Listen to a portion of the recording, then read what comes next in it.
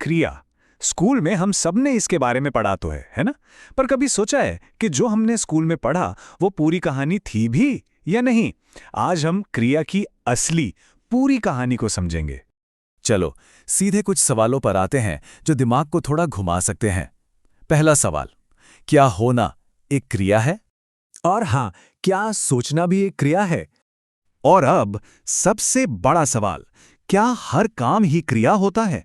अगर अब तक यही लगता आया है कि क्रिया का मतलब है एक्शन वर्ड्स, मतलब काम वाले शब्द, तो भाई आज ये सोच पूरी तरह से बदलने वाली है। तो फिर सवाल उठता है, आखिर ये क्रिया है क्या? चलो इसकी असली परिभाषा को परत दर परत खोलते हैं। देखो, इसकी परिभाषा ना बहुत सीधी सादी है। ऐसा शब्द जिससे किसी काम का करना, किसी हालत का होना या कुछ सहना पता चले, वही क्रिया है। हाँ बिल्कुल, इसमें सिर्फ करना नहीं है, होना और सहना भी शामिल है। इसको समझने का सबसे मजेदार तरीका है क्रिया के 3 अलग-अलग चेहरों से मिलना। और पता है, हर चेहरे की अपनी एक अलग ही कहानी है।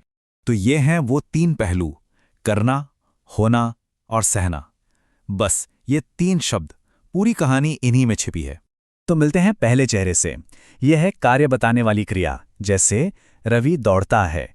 इसमें तो साफ साफ एक एक्शन दिख रहा है, एक काम हो रहा है। ये तो क्रिया का वो रूप है जिसे हम सब अच्छे से पहचानते हैं।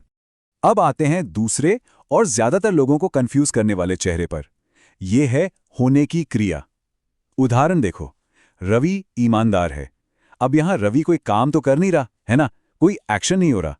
ये वाक्य तो बस उसकी एक हालत, एक स्टेट ऑफ बीइंग बता रहा है। और मजे की बात यह है कि ये जो है शब्द है ना, वही क्रिया है। और अब बारी है तीसरे चेहरे की, सहने की क्रिया। जैसे रवि को सजा मिली। सोचो जरा, यहां सजा तो किसी और ने दी, पर उसका असर किस पर हुआ? रवि पर। उसने उसे सहा, इसलिए यहां मिली भी एक क्रिया है। तो अब तक तो ये बिल्कुल साफ हो गया होगा कि सबसे बड़ी गलतफहमी क्या है।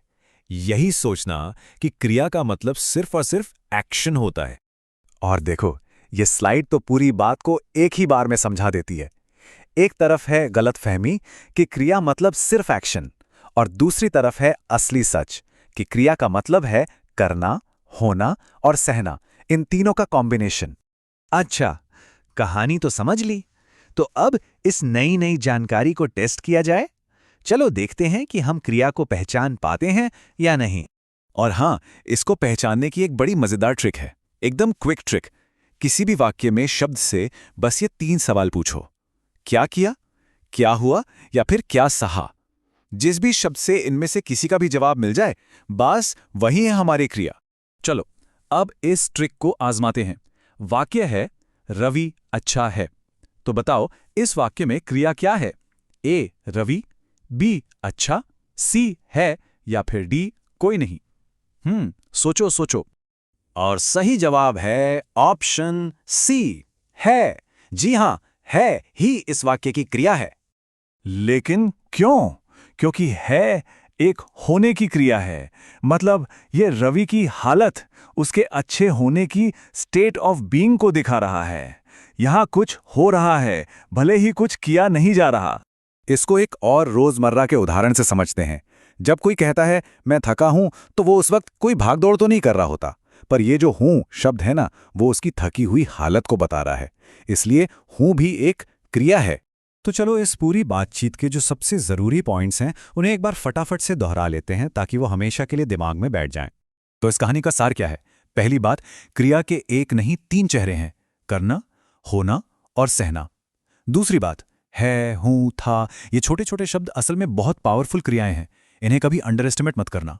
और तीसरी और सबसे जरूरी बात, क्रिया ढूंढते समय सिर्फ एक्शन पर ध्यान मत दो, बल्कि होने की हालत पर भी गौर करो।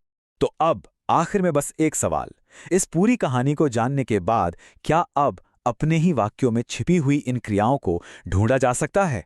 इस पर सोचिएगा जरूर।